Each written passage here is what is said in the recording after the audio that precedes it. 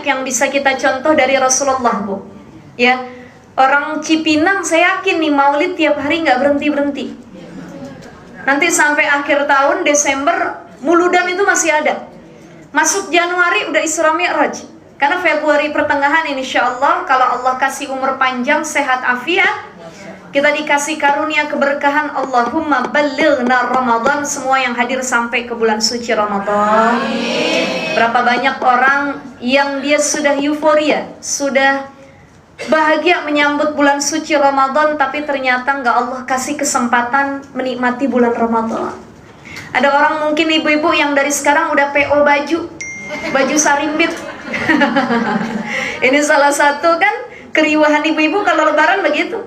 Dan sekarang baju-baju sarimbit brand-brand tertentu 6 bulan sebelum Ramadan udah buka PO. Ayo siapa yang mau ikut PO? Dari yang anaknya, mantunya, laki bini, nenek kakeknya tuh seragaman semua, kapelan semua. Boleh nggak Ustazah? Mangga, silahkan, kalau ada rezekinya nggak apa-apa. Cuman 6 bulan sebelum Ramadan harusnya bukan cuma nyiapin baju sarimbit, bukan cuma nyiapin nanti lebaran kira-kira kue apa yang saya taruh di meja ya, kira-kira motif hordeng sama taplak meja sama apa kagak ya. Bukan itu yang jadi poin utama. Tapi bagaimana kita mencontoh kebaikan para sahabat Nabi yang 6 bulan sebelum Ramadan itu. Dalam riwayat para sahabat Nabi itu beberapa bulan sebelum Ramadan sering banget berdoa, Allahumma ballighna Ramadan, Allahumma ballighna Ramadan, ya Allah sampein kami ke bulan suci Ramadan. Karena banyak yang udah persiapan tapi dia nggak nyampe bulan Ramadan, udah kepikiran tuh dari sekarang nastar modelnya bagaimana, toples bentuknya kayak gimana. Bukan itu, tapi Allah sampaikan kita bisa ibadah di bulan suci Ramadan. Makanya ada istilah tuh, kalau istilah kampung suami saya, orang kalau mau Ramadan tuh pantang. Kenapa? Karena banyak yang Allah cabut nyawanya tiba-tiba. Betul ya? Tiba-tiba aja. Saya kemarin baru, Bu, Masya Allah, qadarullah wa masya'a fa'ala, saya punya tetangga samping rumah wafat dalam keadaan mendadak. Malamnya masih ngobrol di rumah saya sama suami sampai jam 12:30 malam karena mau pembicaraan terkait pemilihan RT. Ini beliau ketua RT, ya, ketua paguyuban daerah sekitar gitu. Masya Allah, pulang dari rumahnya balik, dari rumah saya balik ke rumahnya, nyampe rumahnya nonton bola Arab versus Indonesia. Tiba-tiba lagi nonton bola, dadanya sakit, nyesek, dibawa ke rumah sakit, masih bisa jalan, dompetnya ketinggalan di mobil, diambil lagi, jalan, nyampe masuk UGD jatuh, dubrak, keluar darah, pecah pembuluh darah, wafat. Ya Allah, ini kematian yang mendadak ya. Dan itu kita minta sama Allah mudah-mudahan wafatnya kita dalam keadaan husnul khatimah, wafatnya kita tidak memberatkan orang-orang sekitar, wafatnya kita juga tidak mengagetkan orang-orang sekitar. Jadi kalau bisa ngasih pesan dulu, bisa ngasih aba-aba dulu, bisa ngasih wasiat dulu. Para nabi itu kalau mau wafat sudah di akhir hayatnya, hidupnya, apa dalam Al-Quran disebutkan, wa idza qala yaqub li banihi ma ta'buduna min ba'di, dalam Al-Quran disebutkan Nabi Yakub itu ketika mau wafat yang dikatakan kepada anaknya apa, ibu-ibu? Ma ta'buduna min ba'di, kalau nanti babak, kalau bahasa orang Betawinya ya, kalau babak babeh udah kagak ada, apa yang kamu sembah?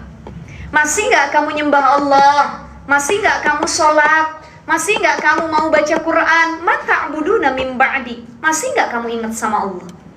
Tapi orang sekarang kalau mau wafat, ya, ma ta'kuluna min ba'di, yang diingat bukan kamu nanti nyembah siapa kalau baba udah nggak ada, bukan itu.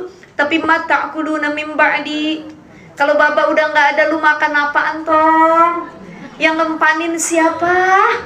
Yang ngasih duit jajan tiap hari siapa?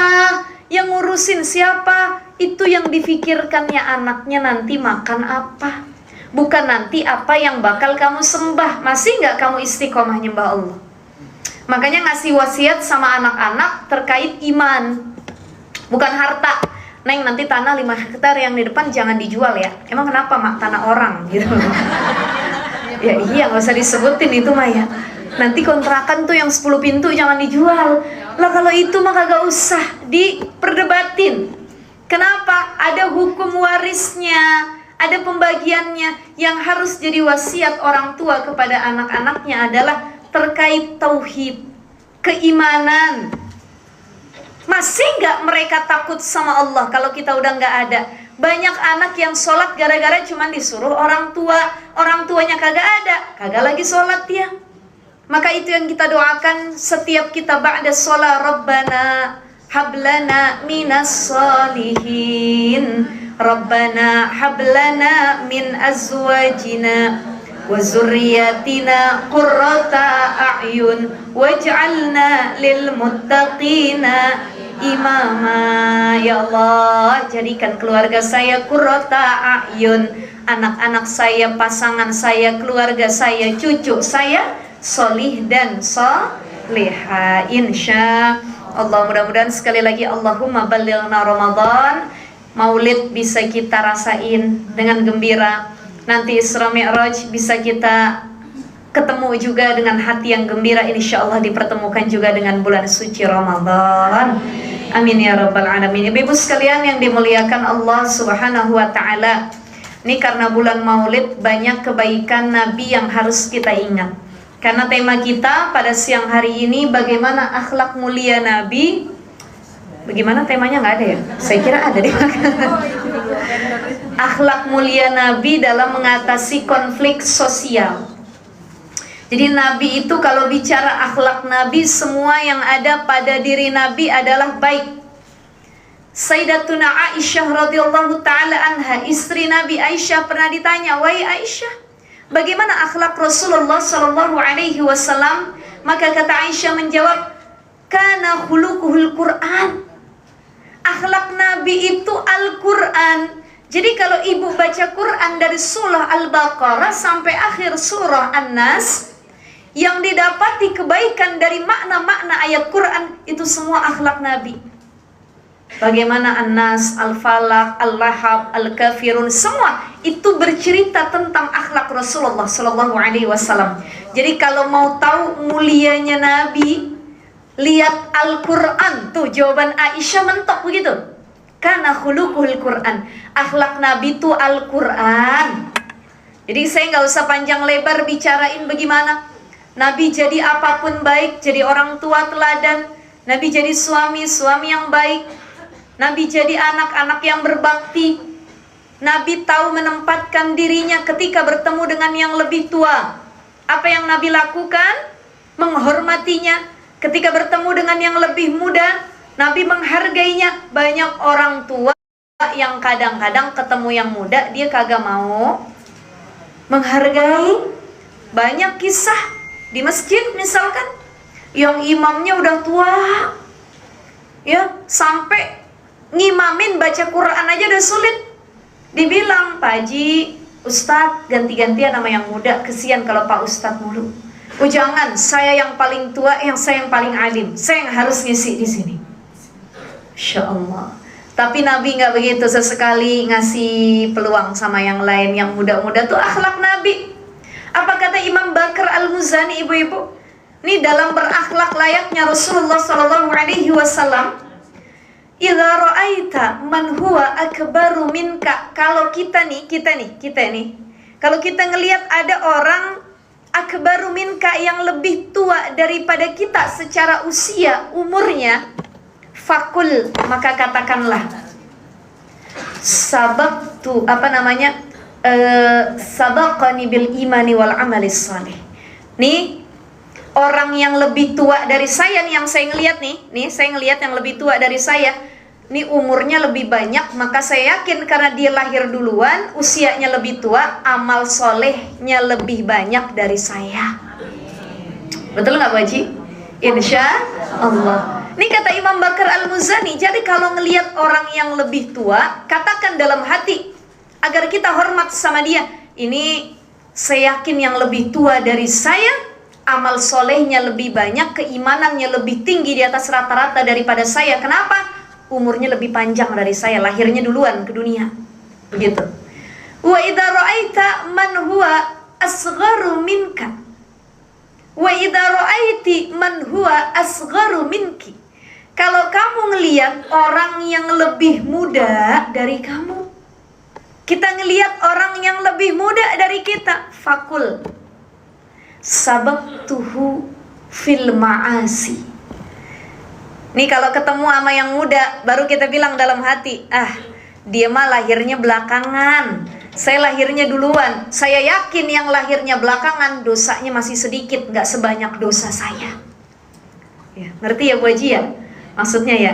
Jadi kalau kita ngelihat yang lebih tua, kita bilang amal dia lebih banyak dari kita. Kalau ngelihat yang lebih muda, kita bilang dosa dia lebih sedikit dari kita. Kan kebanyakan mah terbalik. Kalau kita yang ngelihat yang lebih tua, banyak dosa dia nih, lebih dari saya, bikin dosa mulu, saya sedikit dosanya, begitu. Tapi kita ketika melihat yang lebih muda, apa kita bilang? Saya mah lebih banyak amalnya, dia mah anak baru kemarin. Kalau orang Betawi bilang baru netes, ya masih anget-angetnya, belum kayak saya, udah banyak pengalaman dan ilmu saya. Dia mah baru nih, anak baru katanya. Insya Allah, ini jangan kebalik.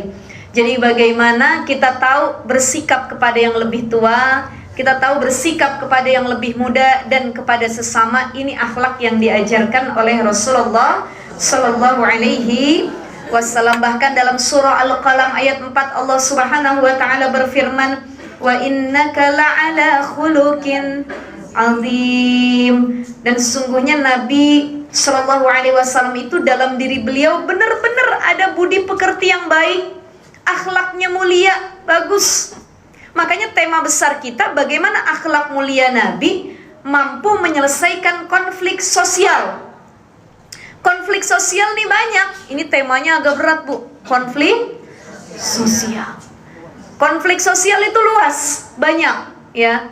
Pelecehan, dendam, dengki, perdebatan antara satu individu dengan yang lainnya, antara satu kaum dengan yang lainnya. Itu konflik sosial. Ada tetangga sama tetangga berantem, golongan ini sama golongan ini berantem, satu masyarakat dengan masyarakat yang lainnya bertengkar. Maka menciptakan akhlak mulia di tengah masyarakat yang luas itu harus dimulai dari diri kita sendiri. Ibda binafsik, mulai dari dirimu. Tanamkan dulu dalam diri kita. Ini sekarang, zaman sekarang, yang paling besar itu bukan krisis perekonomian, tapi krisis akhlak, krisis moral. Betul ya Bu ya? Menanamkan akhlak ke anak sulit nggak? Sulit. Zaman dulu kita ngelihat baba kita melotot dikit udah takut. Neng balik, udah maghrib.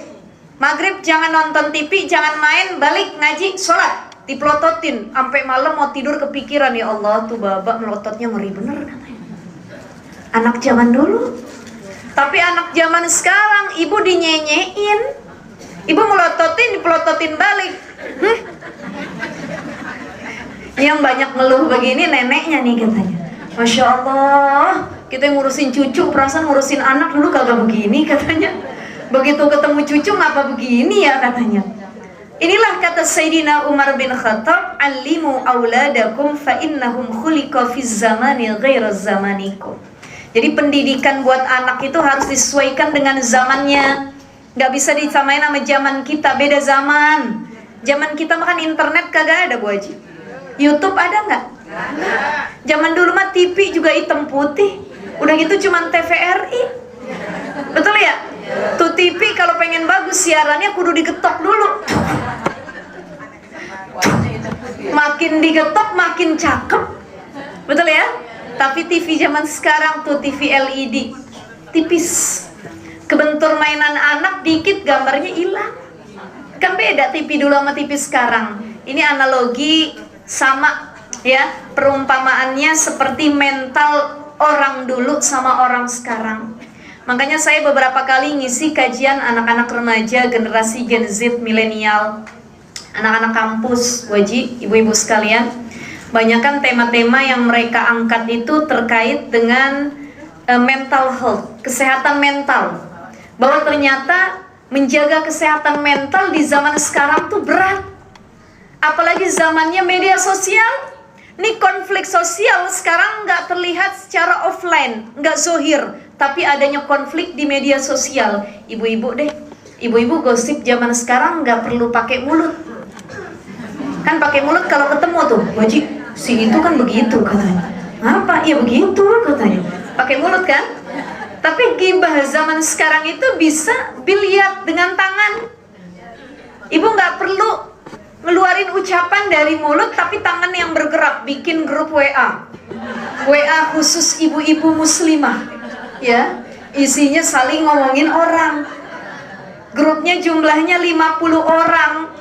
Kata salah satu personilnya bilang, kita bikin aja lagi yuk, isinya 15 orang. Kenapa? Karena yang 50 orang itu ada si dia tuh katanya. Padahal mau bikin grup baru pengen ngomongin lagi yang sono. Ya Allah ya Rahman. Orang bikin status WA, Instagram, YouTube, TikTok, niatnya bukan share kebaikan, tapi nyindir orang. Banyak apa enggak?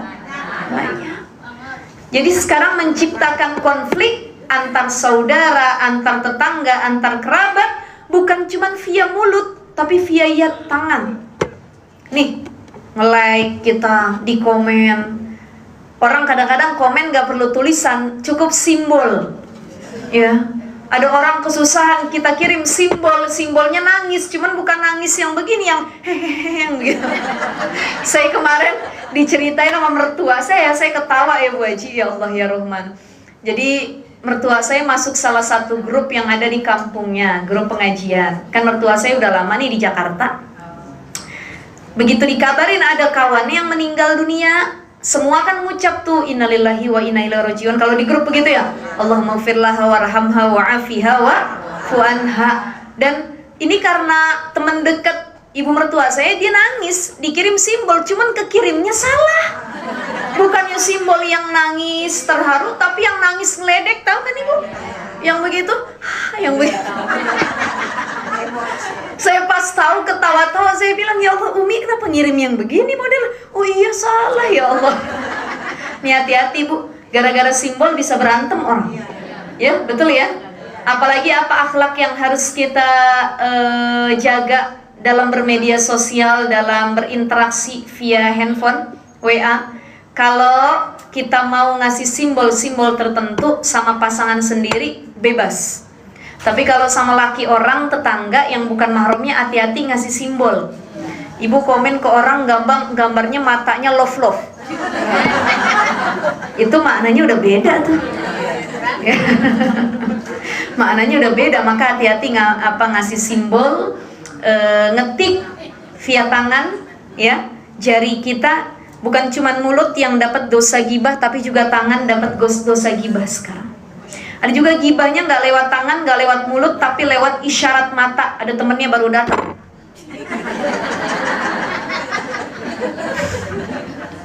Banyak yang begitu ya, lewat isyarat mata. Ya Allah ya Rahman, ini banyak dosa yang perlu kita muhasabahi. Mudah-mudahan insya Allah kurang lebihnya bisalah kita nyontoh akhlak Nabi, ya, walaupun prosesnya sulit.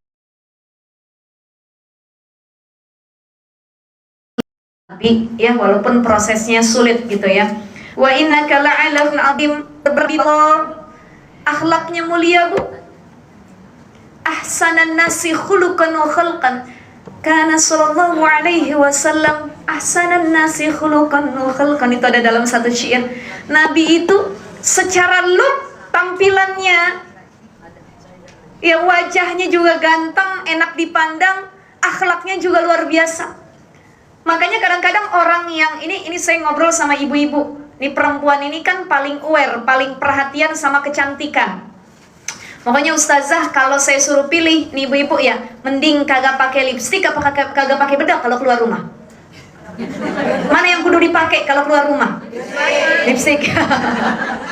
Pokoknya saya kalau nggak pakai lipstik nggak pede deh ustazah keluar rumah. Kenapa? Pucet bener. Ini kan salah satu sifat perempuan. Kita ini sangat menjaga penampilan, look. Beda dengan laki-laki. Kalau laki-laki bajunya itu aja, dia ngaji itu, kerja itu, keluar jalan sama bini itu juga. Lah kalau perempuan bajunya sesuai tema, kondangan beda, ngaji beda, muludan beda, jenguk orang mati beda. Gibah depan rumah juga beda, ada pakaian tersendiri tuh ya. Masing-masing temanya punya sendiri gitu ya. Karena kita perempuan yang paling perhatian dengan look ataupun penampilan, maka ini juga yang harus kita jaga ya. Kecantikan dari luar itu penting, tapi tidak paling penting. Halo, Ibu. Kecantikan dari luar itu penting, tapi tidak paling penting. Tapi kecantikan dari dalam, inner beauty kalau bahasa anak sekarang. Inner beauty, kecantikan dari dalam, akhlaknya terpancar, itu yang bikin hati orang tertawan. Jadi kalau ada orang cantik secara zohir penampilan, itu cuman menawan mata yang lihat, ih cantik bener. Dan cantik itu kan persepsinya beda-beda. Ibu jalan sama temen nih berdua, ngelihat orang cantik lewat, lihat tuh cakep bener tuh perempuannya. Kata kawannya, enggak, menurut saya biasa aja. Artinya apa? Cantik itu enggak semua mata mengatakan yes sama cantik. Ya, tentatif, relatif, ya masing-masing punya pandangan yang berbeda-beda. Tapi kecantikan dari dalam, akhlak, inner beauty. Ibu kalau pernah ngelihat ada orang kayaknya nggak begitu cantik secara penampilan, tapi kok kalau ngelihat nih orang, Masya Allah, ada ketenangan tersendiri, ada kebaikan tersendiri. Ngelihatnya kayaknya min athari sujud, nih orang rajin sujud. Nih auranya beda, kalau bahasa orang Cipinang auranya aur-auran gitu ya. Beda begitu. Nah, itu namanya inner beauty, akhlak ya, khuluqan. Jadi Nabi itu mencontohkan kepada kita bukan hanya baik secara penampilan, tapi juga secara akhlak harus diutamakan. Bagaimana qaulan kariman, ucapannya baik, lemah lembut ya. Maka kalau ada konflik berkepanjangan yang tidak selesai-selesai, solusinya bukan cuman penegakan hukum, tapi apa? Karakter yang harus dibentuk dari awal. Bu, kenapa banyak sekarang anak yang tumbuh jadi maling? Begitu ketangkep jadi maling mah gampang, masukin penjara Cibinang. Udah, apa itu solusi? Ada nggak maling-maling yang lainnya? Banyak. Maka solusinya bukan cuman penegakan hukum, tapi pembentukan karakter. Ini yang diajarin sama Nabi. Bagaimana orang tua jadi sekolah pertama buat anaknya. Sekolah di sini bukan cuma ngajarin baca tulis A B C D E F G, bukan cuma ngajarin menghitung, tapi bagaimana orang tua mengajarkan akhlak, membentuk karakter anak dari kecil. Jadi anak tuh kalau telat kita bentuk karakternya, akhlaknya, sulit dirubahnya. Tapi kalau dari kecil, dari basicnya udah kita bentuk, Neng, pokoknya kalau bukan punya kita jangan diambil. Ya, ini bukan punya kita. Biar punya kita kagak bagus, gak usah nengok punya orang. Itu kan pembentukan akhlak. Dan banyak dari kita yang lupa nanemin karakter yang baik seperti ini. Karena fokus kita cuman anak di lesin yang mahal, sekolah privat dan lain sebagainya, tapi lupa dengan pembentukan karakter. Makanya kalau mau masukin sekolah anak, jangan cuman lihat fasilitasnya, tapi bagaimana keilmuan di dalamnya dan pembentukan karakter di dalamnya, itu yang harus kita perdalam, hadapi. Karena kalau anak karakternya udah sulit dirubah, ya Allah Bu, nih paling mudah anak kan dididik karakternya dibentuk itu usia 1 sampai 7 tahun. Ya. Nggak boleh Neng celamitan, jangan. Ada emak-emak yang kalau ngajak anak ketemu sama siapapun, tuh lihat tuh, minta sama dia 10.000 gitu. Cepet tuh lebaran, buruan. Itu pembentukan karakter, menyuruh anaknya jadi tukang minta-minta. Akhirnya dia mentalnya miskin, nggak mau kerja, nggak mau berusaha, maunya minta-minta. Ada nggak orang tua yang begitu? Yang ketiap ketemu sama orang celamitan. Dan dia didik anaknya begitu. Akhirnya tuh anak sama orang bukannya salim dulu, bukannya nanya kabar, yang ada tante 50.000 dong. Tante kan gajinya gede katanya. Tante beli ini dong. Itu sudah dididik karakternya demikian. Padahal yuk sama-sama kita tanamkan, nak. Tolong. Ya, sesusah-susah kita jangan ngemis sama orang. Itu pembentukan karakter. Ya, maka ini akhlak Nabi. Nabi itu bukan hanya mengajarkan bagaimana setiap konflik yang ada diselesaikan dengan hukuman, tapi ada pembelajaran di dalamnya, yaitu dengan menanamkan karakter yang baik. Nih Bu, ada beberapa prinsip akhlak Nabi Muhammad SAW ya, beberapa prinsip akhlak Rasulullah yang bersifat preventif, pencegahan. Jadi jangan sampai terjadi konflik yang berkelanjutan nanti di masyarakat. Kenapa ada tetangga yang 10 tahun kagak saling nanya? Ada nggak? Ada saudara yang putus hubungan, kata adiknya bilang, gue mah nggak mau ngakuin lu jadi abang lagi. Putus kita, kenapa? Gara-gara warisan. Allahu Akbar. Kemarin Bu ada berita Bu, ya Allah. Kebetulan dekat rumah abang saya nih. Ini saya kan kalau kemana-mana tausiah diantarnya sama abang saya. Ya, jadi kalau yang nganter tausiah suami saya atau saya, kebetulan sama-sama kita penceramah gitu ya, pendakwah. Ini yang nyupirin ada supirnya, tapi kadang-kadang abang saya gitu. Kalau saya cuma berdua, nggak bawa asisten. Ini abang saya tinggal daerah Ciputat. Kemarin ada berita, saya dapat info, ya Allah.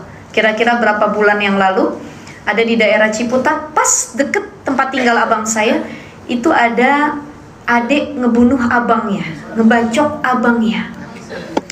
Dan dibacoknya itu di pinggir jalan, rame depan orang.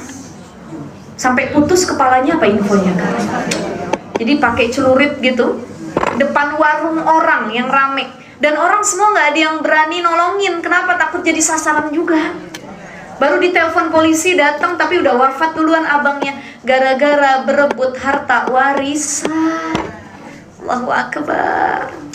Gak ada habisnya kalau ngomongin warisan mah, kontrakan, tanah, properti. Yang gak dibawa mati itu mah habis juga nanti. Makanya yang berkah itu bukan harta warisan yang diambil dengan tamak, tapi yang berkah itu tatkala walaupun kita cuma dapat bagian sedikit, kita ikhlas, kita redha, tuh harta dijadiin kebaikan amal soleh, itu yang jadi keberkahan buat hidup. Meninggal abangnya, harta kagak dapet, masuk penjara. Coba gara-gara berebut warisan. Allahu Akbar. Ini konflik dalam keluarga, masyarakat, tetangga, saudara, nggak mau saling nanya, saling dendam, dengki, nggak suka melihat kebahagiaan orang masing-masing, semua senang melihat orang susah, susah melihat orang senang, masing-masing tuh timbul banyak konflik. Jadi kalau kita punya konflik kan tidur nggak tenang Bu Haji, betul nggak? Ya Allah, bagaimana ya? Aduh, terbagaimana ya? Kepikiran terus. Maka ada beberapa prinsip akhlak Nabi untuk tindakan preventif, pencegahan konflik yang berkelanjutan. Apa yang pertama akhlak Nabi, yaitu as-sabru, sabar. Ya. Bagaimana kita menanamkan sifat sabar dalam diri, menahan diri untuk tidak terprovokasi. Orang kan kadang-kadang kalah dengan sifat ghadab yang marahnya gara-gara mudah diprovokasi. Kalau bahasa kitanya mudah dipanasin, dikomporin, dihasut. Ya, dihasut. Tuh emang tuh adek lu mah begitu tuh, tamak, semua diambil katanya. Udah dia mah kagak usah lu anggap lagi jadi adek begitu dan lain sebagainya. Diprovokasi. Gampang, gak punya prinsip gitu ya. Maka kesabaran. Jadi cara Nabi SAW menanamkan sifat sabarnya itu bisa kita lihat akhlaknya di setiap riwayat-riwayat yang ada. Nih salah satu contohnya. Ini kisah masyhur, sering kita dengar. Nabi SAW itu kalau tiap mau berangkat ke masjid itu ngelewatin rumah orang Yahudi, diludahin. Sering dengar ceritanya Ibu ya? Diludahin. Tuh kalau kita baru sekali diludahin udah ngomel kita tuh. Siapa yang ludahin nih? Begitu ya. Nabi enggak, dilap ludahnya. Masya Allah. Sabar. Itu kan mencontohkan bagaimana tingkatan sabar Nabi itu di atas rata-rata. Jalan. Keesokan lagi, ludahin lagi, dilap lagi sama Nabi. Sampai berkali-kali diludahin. Dan saking Nabi udah kebal Bu, diludahin sama orang. Begitu saat hari Nabi lewat, kagak ada yang ludahin, Nabi nyari. Itu luar biasanya akhlak Nabi. Kok gak ada yang ngeludahin katanya? Biasa dia ngeludahin.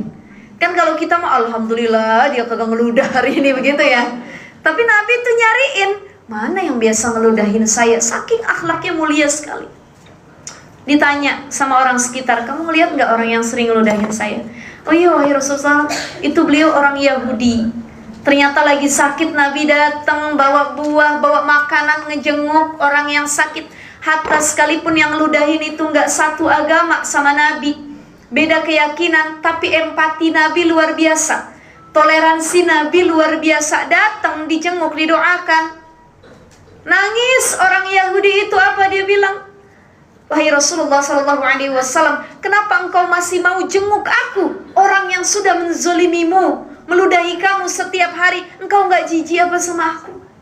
Buktinya yang lain-lain tuh orang-orang kafir Quraisy, ya, sekalipun yang nyuruh aku, jadi aku tuh ngeludahin engkau, ada yang ngebayar, disuruh. Siapa yang ngebayar? Abu Jahal.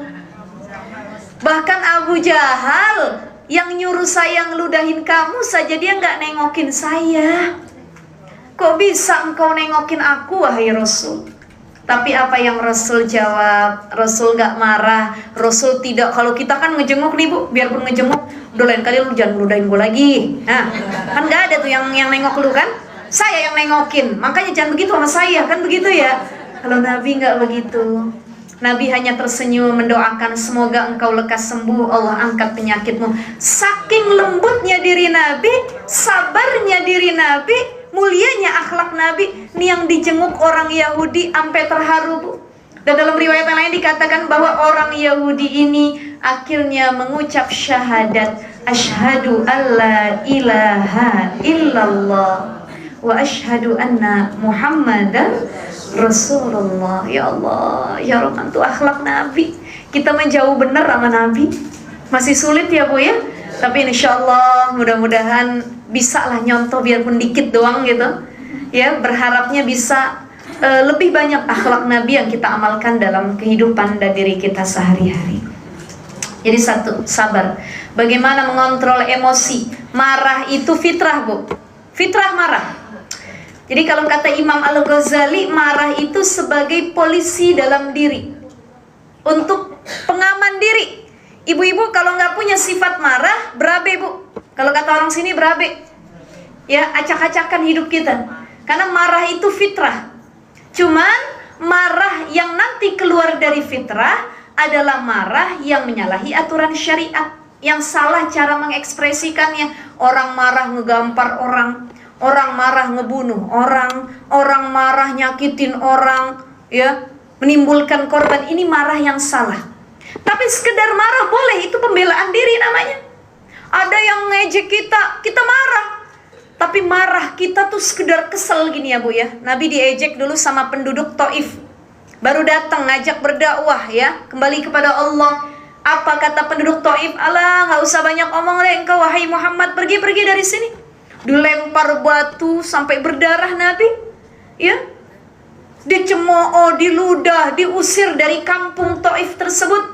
Datang malaikat gunung, penjaga gunung yang ada di Taif, bertanya kepada Rasul, ya Rasulullah Sallallahu Alaihi Wasallam, betapa hatiku sakit, kata malaikat itu, melihat kekasih Allah diperlakukan sedemikian rupa oleh para penduduk Taif. Apakah engkau berkenan aku melemparkan gunung ini kepada penduduk Taif, ditimpa mereka sama gunung bu? Tapi apa kata Rasulullah Sallallahu Alaihi Wasallam? Tidak usah, jangan. Allahumma hadi qaumin fa innahum la ya'lamun. Jangan. Mereka begitu karena mereka belum dapat hidayah dari Allah. Mereka belum tahu, belum kenal Allah. Aku berdoa kepada Allah, ya Allah kasih petunjuk kepada mereka agar mereka tidak melakukan hal itu lagi. Itu yang Nabi lakuin tatkala disakitin sama orang. Doanya yang baik-baik. Makanya ibu-ibu, dalam satu riwayat hadis Nabi Shallallahu Alaihi Wasallam, kalau kita doa itu jangan sembarangan. Nabi yang ajar. Kenapa?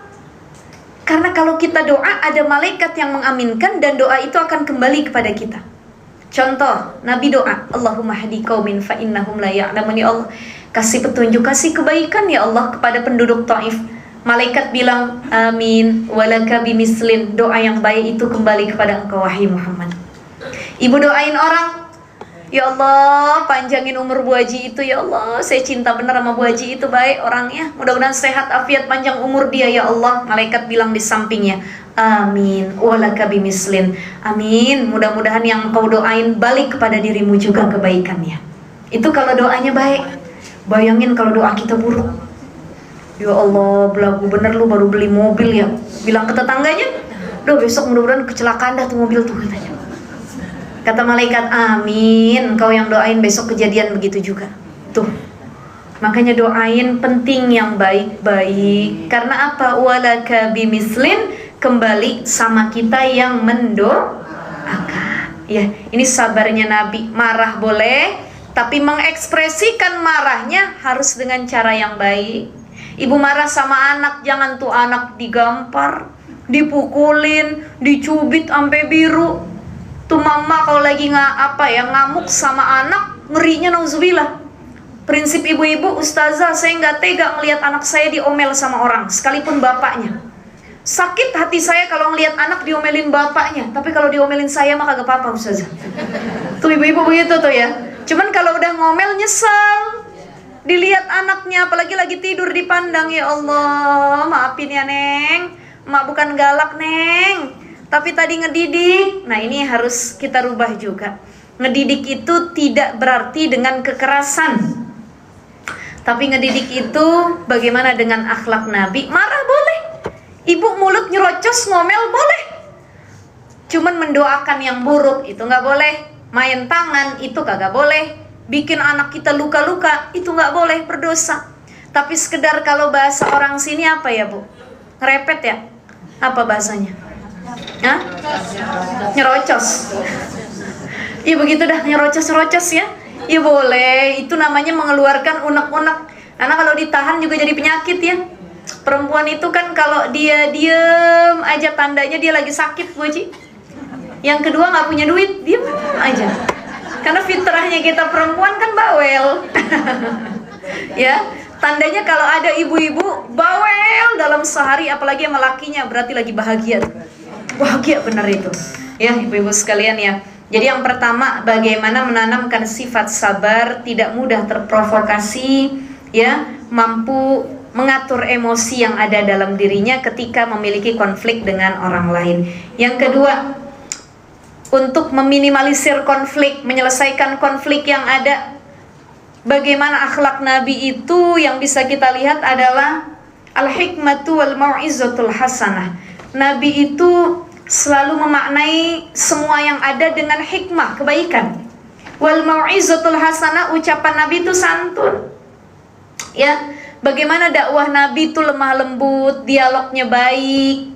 Apa kata Allah dalam Al-Qur'an? Fabima rahmatin minallahi linta lahum walau kunta faddan ghalidhal qalbi lanfaddu min hawlik fa'fu anhum wastaghfir lahum washawirhum fil amr fa idza azamta fatawakkal 'ala Allah innallaha yuhibbul mutawakkilin. Ya, kata Allah Subhanahu wa taala dalam Al-Qur'an, kalau bukan karena akhlakmu wahai Muhammad, wahai Nabi, kalau bukan karena sifat lemah lembutmu, gak ada yang mau masuk Islam, gak ada. Kalau Nabi nih Bu, andai kata nih kembali ke zaman dulu, Nabi tuh dakwahnya gak lemah lembut, merangkul, mengajak, nyontohin, gak ada orang yang mau masuk Islam.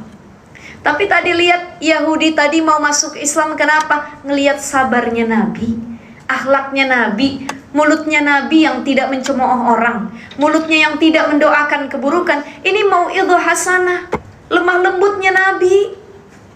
Kan susah ya Bu, nyontoh Nabi sekali lagi berat bener. Jadi kayak Nabi Shallallahu Alaihi Wasallam ya. Jadi lemah lembut ya. Ini penting untuk meredakan bentrokan, konflik antar dua orang. Contoh, ibu jangan pernah jadi kompor bagi siapapun. Ada orang curhat rumah tangga sama ibu, Waji, saya mau curhat ngapa? Nih curhat juga nggak boleh sembarangan ya. Curhatlah kepada orang yang tepat. Curhatlah kepada ahli ilmu, para sesepuh, orang yang bijak. Bukan sembarangan orang. Yang penting kawan ngaji saya, kawan dekat saya asal curhat. Gak boleh. Waji, kenapa? Saya mau cerita rumah tangga. Emang apa Waji? Nah perempuan ini pantang diulik dikit, dia ngeluarin semua. Baru datang ngaji, Bu sehat? Alhamdulillah. Padahal cuma nanya itu tuh. Kok tapi kayaknya agak pucat ya muka. Bu Haji, emang saya mau cerita sebenarnya. Tuh pantang digituin tuh Bu. Ya makanya cukup nanya, sehat, alhamdulillah. Udah, nggak usah kemana-mana lagi nanyanya. Karena cuma ditanya begitu, panjang tuh ke belakangnya ya. Iya emang saya pucat nih, banyak pikiran Bu Haji. Ya mohon maaf Bu Haji, saya mau curhat tapi jangan bilang sama siapa-siapa. Nih kalimat utamanya, jangan bilang sama siapa. Yang dengernya gatel, sampein kemana-mana. Emang kenapa Bu Haji, cerita aja sama saya, mah nggak apa-apa, cerita aja. Begitu, menyerap informasi yang ada, pengen dapat ditransfer. Saya mah sering di KDRT sama suami saya. Tampangnya doang ganteng, dia mah kelihatannya doang romantis, yang baya-baya doang saya liatin di WA. Ah masa sih? Tapi Bu Haji di WA romantis bener kalau bikin status. Saya sama laki saya nggak pernah begitu. Iya itu mah cuma status Bu Haji. Aslinya mah dia kagak begitu. Ya Allah, ya bagaimana ya curhat. Akhirnya terus berkepanjangan curhatnya, minta solusi. Lama-lama kita kasih solusi, ya udah, karena ngelihat dia lebam terus, sering dipukulin, sedih, anak-anaknya juga mentalnya terganggu. Ya udah dah Ibu, kalau saran saya mah pisah aja dah, minta yang terbaik, yang model begitu mah gak usah dipertahanin. Ya makasih Bu Haji, sarannya makasih, jadi teman curhat saya. Habis curhat, berapa hari kemudian dia bikin status mesra lagi sama lakinya. Sampai bikin caption, status tulisan apa dia bilang, ya Allah jadikan keluarga kami sakinah mawadah warahmah, jauhi kami dari setan yang sering membisikkan kami untuk berpisah ya Allah. Oh berarti kawan curhatnya dibilang setan ya. Makanya hati-hati tuh ya, jangan ngomporin orang, manasin orang. Toh dia mau cerai enggak, urusan dia. Kita cuman kalaupun ada orang yang terpaksa harus curhat sama kita, cukup kita bilang, saya nggak bisa ngasih solusi apa-apa, tanyain aja sama yang lebih bijak, ibu yang tahu, ibu yang merasakan. Pada akhirnya bagaimana ujung rumah tangga ibu yang jalanin, bukan saya. Begitu. Jadi nggak usah jadi kompor, nggak usah jadi open ya Bu ya, nggak usah jadi kipas ngipasin orang, jangan ya. Ya ini kita ada sesi tanya. Oh iya dikit lagi sudah. Oh aman-aman, siap, sudah kelar ya. Iya. Ya ibu-ibu, karena asar lebih cepat ya. Baik, saya lanjut lagi. Jadi yang pertama tadi, sifat Nabi yang mampu mengatasi konflik yang ada dalam masyarakat, satu, sabar. Yang kedua, mengambil hikmah pelajaran dan mauizah hasanah, yaitu berkata lemah lembut. Yang ketiga, Nabi itu tawadu, rendah hati. Ya, jadi Nabi itu meminimalisir perpecahan antar kelompok ya, yang ada sering kita dengar istilahnya dendam kelompok, dendam geng. Nabi itu nggak pernah main geng-gengan, nggak pernah main kelompok-kelompokan. Kenapa ada orang sering konflik? Ada geng satu dengan geng yang lain, sekalipun itu di majelis taklim. Yang ini segeng nih, yang ini segeng. Konflik antar geng, Nabi nggak ngajarin itu. Tapi ngajarin ketawaduan, rendah hati, bagaimana Nabi berbaur antar yang satu dengan yang lainnya, itu yang harusnya kita contoh. Jadi jangan lagi main kelompok-kelompokan, bersikap rendah hati, itu meminimalisir konflik yang ada. Ya, dan antar geng, antar kelompok nggak usah saling ngebanggain. Kalau ngobrol sama orang nggak usah kita pengen dilihat Bu, cukup tawadu. Ada orang nih, sebenarnya dia bodoh, ngobrol sama orang pinter. Ini orang pinter yang tawadu kayak Rasul, ketika dia ngobrol sama orang bodoh, tuh orang bodoh bilang, yuk kan begini Bu Haji, begini-gini. Tuh orang pinter cuman diem. Ya, iya, padahal dia lebih tahu daripada yang ngomong. Ini namanya sikap tawadu, ya, rendah hati layaknya Rasulullah SAW.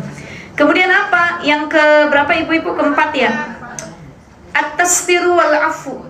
Nabi itu akhlaknya adalah penutup aib. Nabi itu menutup aib rapat-rapat, baik aib dirinya, keluarganya, atau aib siapapun yang beliau tahu. Kalau bahasa kitanya nggak ember mulutnya, ya, nggak kepo sama orang, nggak asbun. Itu akhlak Nabi. Dan apa? Wal afu, Nabi itu nggak dendam, memaafkan, pemaaf. Khudil afwa wa'mur bil ma'ruf wa'arid anil musyrikin. Maafin. Nyatanya emang minta maaf dan memaafkan lebih sulit adalah Afkan, nih masih kesimpan di sini. Saya udah maafin, tapi saya nggak lupa kejadiannya, kata ibu-ibu. Tuh, bagaimana sifat tidak dendaman, memaafkan, itu efeknya bukan cuma memberikan kebaikan buat orang sekitar kita, Bu, tapi lebih utamanya membuat hati dan diri kita tetap stabil, sehat. Kenapa ada orang sakit-sakitan hatinya belum lapang? Dia masih mikirin keburukan orang sama dia. Dia masih ungkit kebaikan dia ke orang yang gak dibales. Dendam, kesuman, sulit memaafkan. Makanya Nabi ajarin tutup aib rapat-rapat, mudah memaafkan orang lain. Dan yang terakhir adalah asyura, musyawarah. Jadi Nabi itu kalau terjadi konflik antar kelompok, keluarga, masyarakat, Nabi nggak langsung nyalahin yang satu, ngebenerin yang satu, enggak, dikumpulin dulu, dimusyawarahin, ngobrol baik-baik. Kira-kira kejadiannya bagaimana, hasilnya bagaimana. Nah ini pentingnya kita, Bu, nggak denger dari satu sisi. Kadang-kadang kita nih gampang nyimpulin dari satu sisi, belum denger sisi yang lain. Tidak, dengan akhlak Nabi dikumpulin, ditanya, dicari kebaikan keduanya, baru nanti diselesaikan konflik tersebut. Jadi paling tidak ibu-ibu, menghilangkan konflik itu nggak mungkin, betul nggak? Kita hidup pasti ada konflik nggak? Ada aja ya. Kadang niatnya baik jadi konflik, niatnya benar timbul konflik. Maka Nabi ngajarin kita dengan sifat-sifat akhlak mulia tadi bukan untuk menghilangkan konflik, tapi mudah dalam menyelesaikan konflik, yaitu dengan akhlak mulia yang beliau lakukan dalam kehidupan sehari-hari. Insya Allah kita yang hadir mudah-mudahan bisa nyontoh akhlak Nabi, diakuin jadi umat Nabi, dapat syafaat dari Nabi, dan mudah-mudahan insya Allah kita nanti bisa dikumpulkan di surga bersama dengan Rasulullah Sallallahu Alaihi Wasallam. Baik ibu-ibu sekalian, karena asar semakin dekat waktunya, sebelum saya tutup, saya kembalikan pada ibu-ibu, silahkan kalau ada yang mau bertanya, mungkin di 2 pertanyaan ya, sebelum asar gitu, karena masjid ini nanti mau ada sholat juga. Ya, ya Ustaz. Ya, 2. Siapa yang mau tanya? Terima kasih kami ucapkan kepada Ustazah Syifa yang tadi telah menyampaikan kajiannya kepada kita semua. Mudah-mudahan apa yang tadi disampaikan akan bermanfaat bagi kita semua. Amin amin ya robbal alamin. Ibu jamaah yang saya hormati, untuk selanjutnya sesi tanya jawab. Untuk sesi tanya jawab nanti dipersilakan tunjuk tangan kan yang mau bertanya, ibu ya. Untuk pertama ini 2 pertanyaan atau gimana sih? Ya, langsung 2 pertanyaan. 2 pertanyaan aja. Ya. Saya ini aja kasih.